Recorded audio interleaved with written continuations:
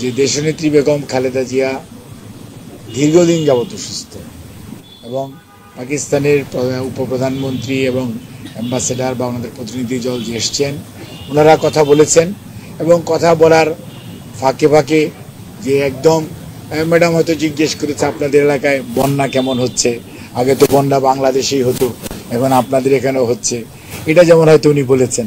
এরকম কিছু কিছু কমন বিষয়ে কথা বলেছেন, বাট ভার্চুয়ালি দেশের চলমান রাজনৈতিক অবস্থা এইসব বিষয় নিয়ে আলোচনা হয় নাই। তবে সার্কের ব্যাপারে ওনারাও যেমন বলেছেন, ম্যাডামও সার্কের স্মৃতি রোমন্থন করেছেন, সার্ক প্রতিষ্ঠাকালীন সময়ে কি অবস্থাটা ছিল এবং উনি শহীদ প্রেসিডেন্ট জিয়াউর রহমানকে সাথে নিয়ে উনি যে সার্কের যে ঘোষণা এবং পরবর্তীতে ওনার পাকিস্তান সফর এবং বাংলাদেশেও তা পাকিস্তানের প্রেসিডেন্টের সফর, এগুলো নিয়ে ওনারা জাস্ট খালি আপনার যে কুশল বিনিময় অথবা খোঁজ নেওয়া অথবা সেটাকে রিক্যাপিচুলেট করা সেগুলি হয়েছে।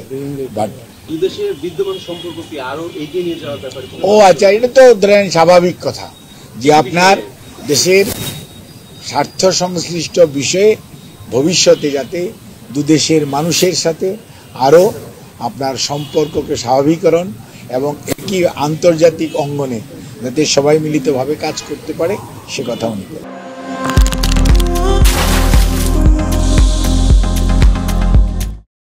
ওনারা আশাবাদ ব্যক্ত করেছেন যে বাংলাদেশটা নির্বাচনের দিকে যাচ্ছে, কাজেই সেটার মধ্যে নিশ্চয়ই এবং সেখানে আমাদের ভারপ্রাপ্ত চেয়ারম্যান জনাব তারেক রহমান সাহেব নেতৃত্ব দিবেন এবং সেই নেতৃত্বেই বাংলাদেশ জাতীয়তাবাদী দল এগিয়ে যাচ্ছে সে কথা বলেছে। No no no no no বিদেশিরা কি বলে দিবে আমাদের এখানে কে নেতৃত্ব দিবে?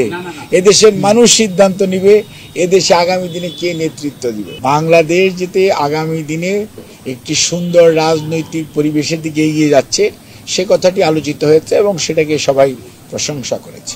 সেটি যখন সুযোগ সময় আসবে তখন ইনশাল্লাহ দেখতে পাবেন সার্ককে গতিশীল করার জন্য বাংলাদেশ জাতীয়তাবাদী দল তার যথাযথ ভূমিকা পালন করবে ইনশাআল্লাহ।